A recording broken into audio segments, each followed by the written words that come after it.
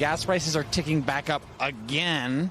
What do you make of that? How is that impacting your life? I'm just realizing this morning that it's going back up, and I'm like, oh my gosh, here we go again. Just when we thought we had a little bit of relief. You know, every other day I'm here at the gas pumps, just flipping out more money. Here we go again, indeed. Hi again, everyone. It's 5 o'clock in New York, and I'm Jackie Alemany in for the irreplaceable Nicole Wallace. And thanks to recent escalations in the Iran war, Americans are feeling the pain at the pump yet again. Oil prices reached over $100 a barrel, and according to the AAA, gas is over $4 a gallon across much of the United States. And prices might not stop there. The Washington Post is reporting, quote, prices could be poised to go significantly higher, energy analysts and executives warn, as oil markets are forced to recognize the dislocations the conflict has inflicted on global energy infrastructure and the slim prospects of a speedy recovery. The key buffers that got us through the first months of the supply shock have been worn away, said Ben Cahill, an energy scholar at the University of Texas at Austin. It'll be harder to avoid a price correction and a steep price reaction when new disruptions are happening each day. Additionally, Donald Trump unveiled new tariffs today, which could send prices even higher. From reporting in the New York Times, quote, the duties apply to some of the largest U.S. trade partners, including the members of the European Union, which the president has since threatened with an additional round of trade penalties. Tariffs are taxes that apply to imported goods. So Mr. Trump's actions threatened to again raise costs for some American companies and consumers. Already, everyday Americans are being forced to cut back. Here's a little more from Teresa Norman, a bus operator from North Carolina, who you heard from at the top of the hour. Are you having to make changes in your life? Is that changing your budgeting? Yes. Talk to me about that. Well, I mean, you know, I can only afford to go to work and come back home. I can't do a lot of extra running around, so I'm more strategic as how I'm moving around, you know, because I have to travel an hour to work, so I need my gas. So I can't be running around town here and there if I don't need to. But what are you doing less of? I mean, are you eating out less? I'm eating out less, definitely. And I'm not visiting family as much because, you know, these are country miles, so it's not right down the street. And today, lawmakers leave Washington, D.C. for their August recess, meaning that Republicans are going to have a lot to answer to from their constituents back home who are unhappy with the state of the economy. A recent Politico survey revealed that even MAGA Trump voters are getting sick of costs increasing thanks to the war with Iran. And a new Fox News poll shows a pretty stunning 9-point gap in who the public thinks will do a better job with the economy. Democrats at 54%, with Republicans at 45%. Americans' financial struggles, thanks to Donald Trump's policies, is where we begin this hour with business analyst and author of The Message of the Markets, Substack, Ron Insana.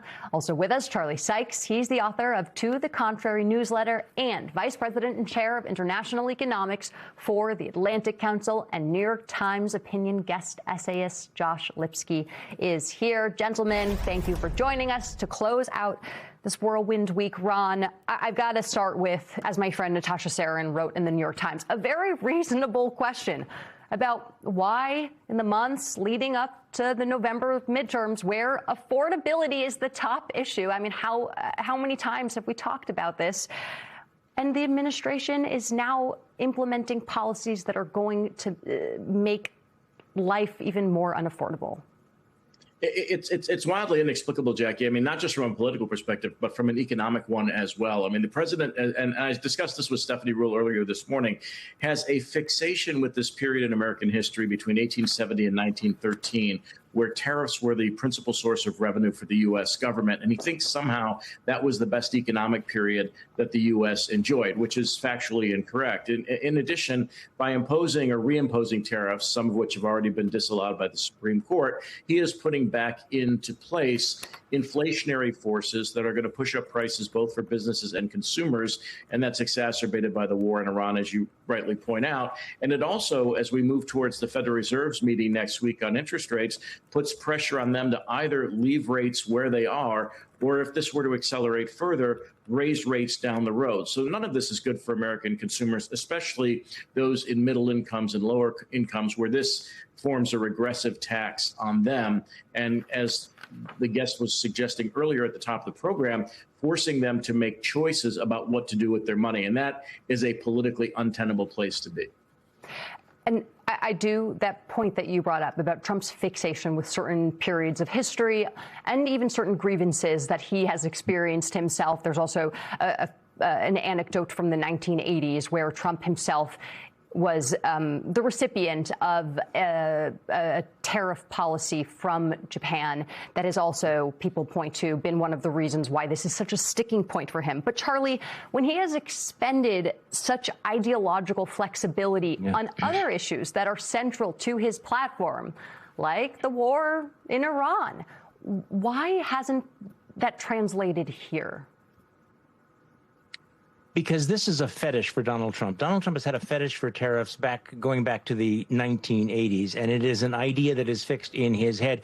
But I would just throw in, since we're talking about history, I would like to throw in two words: Smoot-Hawley. One of the most extraordinary things about the new tariffs is that Donald Trump, as the workaround of the Supreme Court decision, is going back to authority that was included in the 1930 Smoot-Hawley Tariff Act, which is notorious. A notorious piece of legislation in the administration of Herbert Hoover, widely regarded by economists as creating, real economic harm and extending and deepening the Great Depression. No president has ever invoked this particular power before. But what's really interesting, what I'm fascinated by, is this: a couple of weeks ago, Donald Trump was saying that one of the reasons why he was so anxious to sign that memorandum of understanding with the Iranians was that if the war went on, it would create a global economic catastrophe. And then he specifically said that he did not want to be remembered like Herbert Hoover. Well, Herbert Hoover is largely remembered because of things like the Smoot-Hawley Act. So you want to talk about a little bit of historical resonance going on right now. But this is just another indication, I think, of where Donald Trump is allowing his ideological fetishes to make him tone deaf to the political and economic realities of the moment. Yeah, and Josh, I want to bring you in here. I mean, despite the fact that Americans have now consistently and overwhelmingly polled that they disapprove of these tariffs, you argue essentially in your New York Times piece that whether or not the United States likes these tariffs, they have essentially become structurally permanent. And that is because, I mean, you can do a better job of explaining this than I can, but because the bond market now depends on the revenue and it is baked in. And so that whoever comes in after the president can't just undo this. And you also argue that this latest round of tariffs is different in terms of its sticking points. Can you talk a little bit more about that? That's right. I think a lot of countries and companies around the world assumed after the Supreme Court struck down the IEEPA authorities for the president that they might be through the trade wars. And what we learned this week is that's not true. Donald Trump is committed to rebuilding the tariff wall.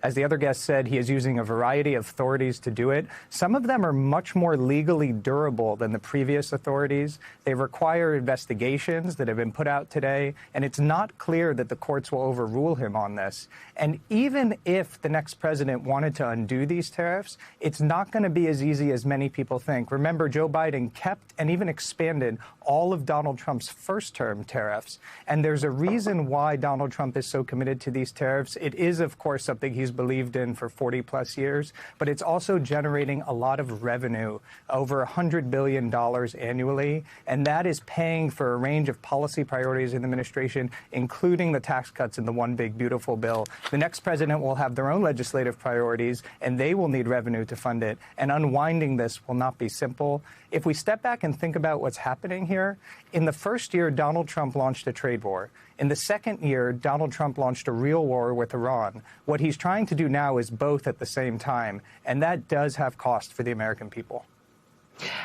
And, I mean, I want to get back to this Washington Post reporting because I do feel like, as you noted, Josh, we have been through multiple iterations of tariff news cycles and also the economic pain of the Iran war, being told by economists, business leaders that the prices were going to skyrocket, but we didn't necessarily see that actually reflected in things like the gas prices.